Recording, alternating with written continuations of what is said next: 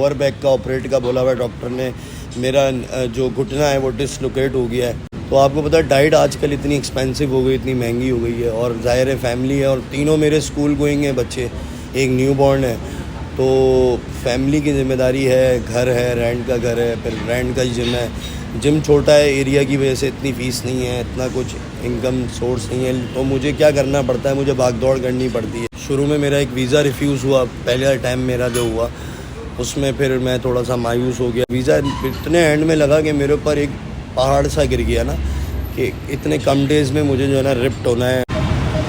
अस्सलाम वालेकुम भाई, मैं हूं कराची का चांडियो, एक ब्रांड न्यू बॉडी बिल्डर के इंटरव्यू के साथ। भजन इस वक्त मैं मौजूद हूं नॉर्थ कराची 11B सेक्टर में, और एक ऐसे शानदार बॉडी बिल्डर का इंटरव्यू करने के लिए आया हूं ना यार, जिसको फ़ख्रे पाकिस्तान कहा जाता है। पाकिस्तान का पहला प्रो कार्ड होल्डर है वो, मतलब कि मिस्टर वर्ल्ड भी वो रह चुका है। बॉडी बिल्डिंग को उसने मतलब कि ज़िंदगी अपनी दे दी है। ऐसा शानदार लड़का, ऐसा शानदार बॉडी बिल्डर US से खेलने के लिए जा रहा है, मिस्टर यूनिवर्स कम्पीट करने के लिए।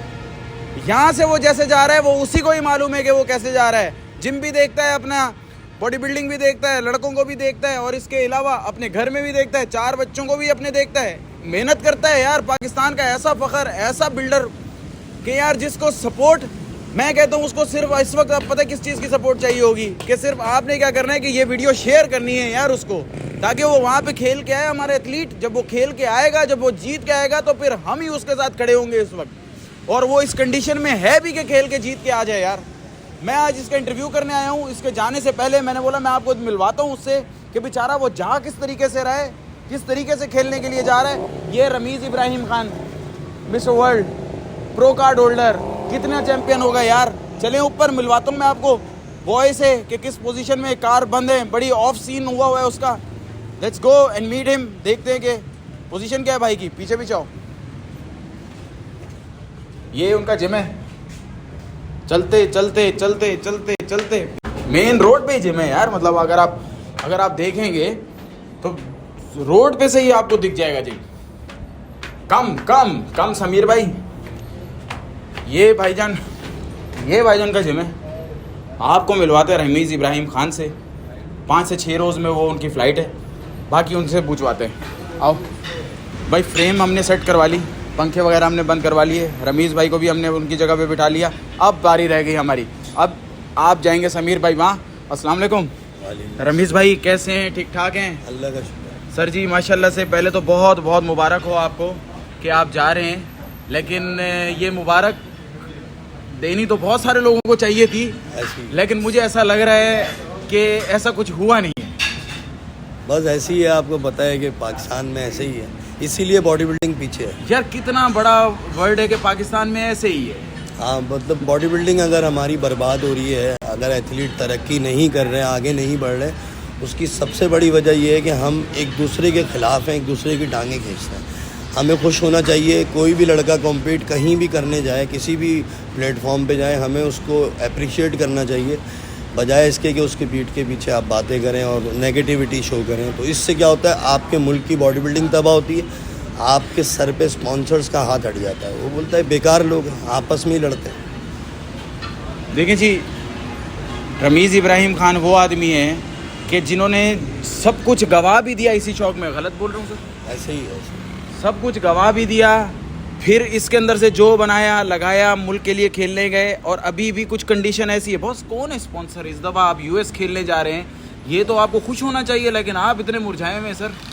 जी पहले तो बहुत मुश्किल लग रहा था कि शुरू में मेरा एक वीज़ा रिफ्यूज़ हुआ, पहला टाइम मेरा जो हुआ उसमें फिर मैं थोड़ा सा मायूस हो गया कि यार अब क्या होगा, अब तो वीज़ा ही रिफ्यूज़ हो गया। फिर खैर मुझे कुछ फेडरेशन की, हमारा जो फ़हीम भाई हैं और शाहिद भाई हैं, वसीम भाई, इन लोगों ने मोटिवेट किया कि यार आप जो है ना हिम्मत नहीं हारो, अप्लाई करो दोबारा से, होगा लगेगा। फिर बहरहाल अटैम्प्ट किया दोबारा, तो वीज़ा लगा। वीज़ा इतने एंड में लगा कि मेरे ऊपर एक पहाड़ सा गिर गया ना, कि इतने कम डेज़ में मुझे जो है ना रिप्ट होना है और सेट होना है, क्योंकि माइंड मेकअप नहीं हो रहा था। वीज़ा नहीं आना था, वीज़ा आना है। जब वीज़ा आ गया, और जब वीज़ा आया तो मेरे पास सिर्फ हार्डली 15 डेज़ थे।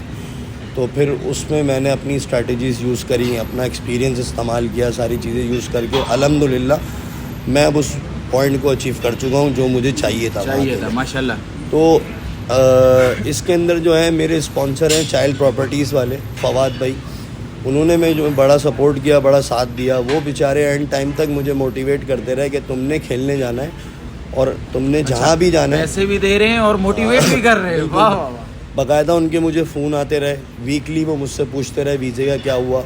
फिर उसके बाद वो मुझे हमेशा यही बोलते थे कि बेटा खेलने जाना है, जीत कर आना है, तुमने मेडल लेकर आना है, तुमने मेडल लेकर आना है। वो मेरे पीछे पड़े रहे और ये आज उन्हीं की मोटिवेशन है कि जो मैं कर गया हूँ ये सारी चीज़ें। रमीज़ भाई, मेरे हिसाब से इस वाली स्टेज पे चाहिए भी यही होता है, कोई मोटिवेट करने वाला हो कि शाबाश बस तू कर, हम बैठे हुए हैं, तू कर भी जाएगा। चाइल्ड प्रॉपर्टी के फवाद भाई, child properties, thank you very much आप लोगों का कि आपने हमारे एथलीट को जो है वो सपोर्ट किया और उसको भेज भी रहे हैं यूएस खेलने के लिए। मेरे लिए ये बहुत खुशी की बात है। अगर आपने मुझे कल बुलाया किसी भी अपने काम के लिए तो इसके स्पॉन्सर की वजह से मैं आपके पास ज़रूर उठ के आऊँगा sir. Thank you very much. अच्छा रमीज़ भाई, वाह बताइए, माशाल्लाह से आपके 4 बच्चे भी हैं, फिर अपना जिम भी है, फिर घर भी चलाना, जिम भी चलाना, लड़कों को भी देखना, एक पर्सनल एक्सपेंस, जिम में से तो इतना पैसा नहीं निकलता रमीज़ भाई। तो ये कैसे मैनेज कर रहे हैं इतनी बड़ी फैमिली को? खेलने जाना यूएस मेरे ख्याल से 10-12 लाख रुपए से भी ऊपर का खर्चा है सर। बिल्कुल। तो ये ज़ाती तौर पे जो खुद मैनेज कर रहे हैं वो कैसे मैनेज कर रहे हैं? देखिए, मैं काफ़ी मन से जो है इसके पर हार्ड वर्क कर रहा हूँ और मेहनत कर रहा हूँ और डाइट कर रहा हूँ काफ़ी टाइम से।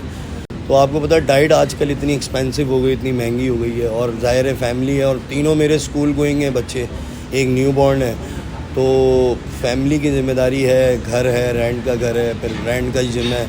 जिम छोटा है, एरिया की वजह से इतनी फ़ीस नहीं है, इतना कुछ इनकम सोर्स नहीं है। तो मुझे क्या करना पड़ता है, मुझे भाग दौड़ करनी पड़ती है।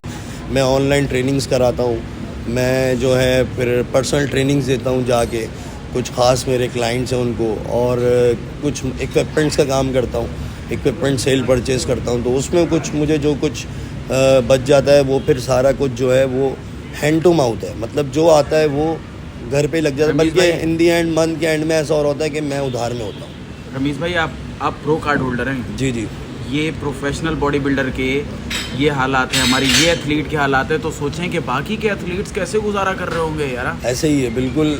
मुझे जो है एक्चुअली इस वक्त अगर अच्छा कॉम्पीट लोग देखना चाहते हैं ना कि बहुत ज़्यादा मैसिव और ह्यूज देखना चाहते हैं, तो वो बंदा जब हो सकता है कि उसका काम हो सिर्फ ट्रेनिंग करना, डाइट लेना और रेस्ट करना, सोना, उसके ऊपर कोई जिम्मेदारी ना हो, कोई टेंशन ना हो, कोई फ़ीस की टेंशन, कोई घर के रेंट की टेंशन, बिजली के बिलों की टेंशन या गैस के बिल की टेंशन हो रही है या कुछ भी XYZ, आपको कोई टेंशन नहीं होनी चाहिए। आपका काम होना चाहिए अपने गेम पे फोकस करें, बिल्कुल ऐसे, डाइट करें और नींद पूरी करें, फिर आप बला बन के निकलते हैं। मुझे एक बात बताएं रमीज़ भाई, आपका ये जो मुकाबला होने जा रहा है यूएसए में, किस सिटी में है, कितने मुल्क इसके अंदर आएंगे, पाकिस्तान के कितने लोग हैं, आपके साथ कौन जा रहा है? मैं हंस भी रहा हूँ ये सारे सवाल पूछते हुए। हाँ, थोड़ा सा डिटेल डिस्कस कीजिएगा, एड्रेस बताइएगा। इसमें पाकिस्तान से काफ़ी एथलीट्स ने अप्लाई किया था, लेकिन अनफॉर्चुनेटली उनके वीज़े नहीं लगे।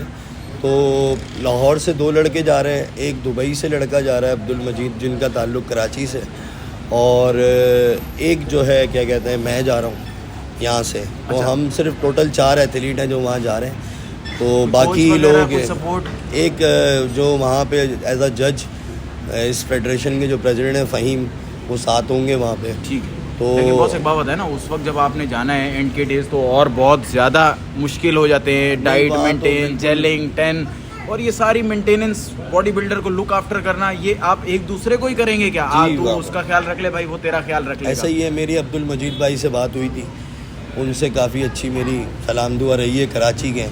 तो हम दोनों ने ये डिसाइड किया कि हम दोनों एक दूसरे को देख लेंगे वहाँ पे, यही करेंगे और क्या करें।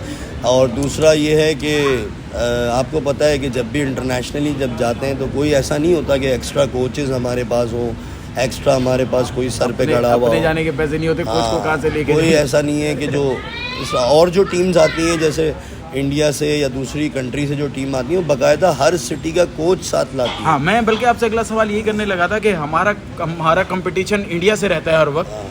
वो अपने साथ लोग लाते हैं, उनके कोचेस आते हैं। अगर उनकी 80 एथलीट्स की टीम है तो कम से कम उनके साथ 14 कोच होंगे जो उनको लुक आफ्टर कर रहे होते हैं कि वो कुछ उल्टा सीधा ना खा लें, वो वॉक कर रहे हैं, डाइट कर रहे हैं, ट्रेनिंग कर रहे हैं, नहीं कर रहे हैं। एंड के डेज बहुत ही डिफ़िकल्ट होते हैं। सारा दारोमदार पूरे साल की मेहनत का आखिरी के दिनों में होता है। अगर आपने एक गलती कर दी तो आपकी बॉडी ख़राब हो जाती है। अब मेरा तो इंटरनेशनल एक्सपीरियंस 7 साल का है, तो मैं 8वीं दफ़ा जा रहा हूँ। तो जाहिर है कि मुझे इतना पता है कि जब हम ट्रैवल करते हैं, दूसरी कंट्री में जाना होता है, तो हमारा जो है ऑक्सीजन लेवल डाउन होता है जहाज़ के अंदर, हमारी बॉडी में स्वेलिंग आ जाती है। तो उसमें क्या हिकमत अमली करनी है, जहाज़ के अंदर वॉक करनी है और ताकि आप स्वेलिंग ना करें आपकी बॉडी। और डाइट क्या लेनी है, 18 घंटे की फ़्लाइट है? नहीं, 27 घंटे की फ़्लाइट है। और मैं जा रहा हूँ Las Vegas, USA। Mister universe का कंपटीशन है जो कि 19 अक्टूबर को होगा। कितना एथलीट होगा सर वहाँ पे आइडियली? अभी अप्रॉक्स 50 कंट्रीज़ वहाँ आ रही हैं पार्टिसिपेट करने के लिए। और ये WFF जो है ये इस वक्त वर्ल्ड की 2nd नंबर की फेडरेशन है, क्योंकि इसमें सबसे ज़्यादा यूरोप कंट्रीज़ हैं। टोटल 130 ममालिक हैं इसके अंदर, क्योंकि आजकल ऐसा हुआ है US के वीज़े थोड़े डिफ़िकल्ट हुए हैं ऑल ओवर द वर्ल्ड। तो इसलिए जिन जिन को वीज़ा मिला तो वही लोग आ रहे हैं पार्टिसिपेट करने के लिए। वरना इनकी जो पिछले साल चैम्पियनशिप हुई थी उसमें 110 कंट्रीज़ ने पार्टिसिपेट किया था। तो होता ये है कि ये 2nd नंबर की सबसे बड़ी फेडरेशन है।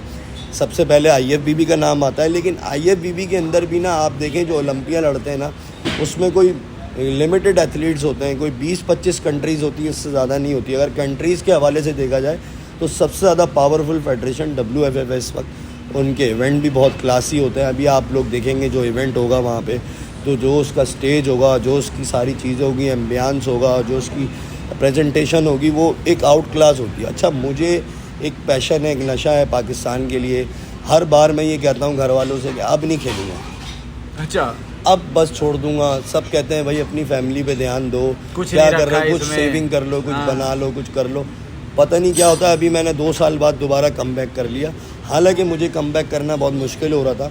मैं बहुत बुरी तरीके से इंजर्ड था, मतलब मेरे लोअर बैक का ऑपरेट का बोला हुआ डॉक्टर ने। मेरा जो घुटना है वो डिसलोकेट हो गया है इस बार तैयारी शुरू करने में।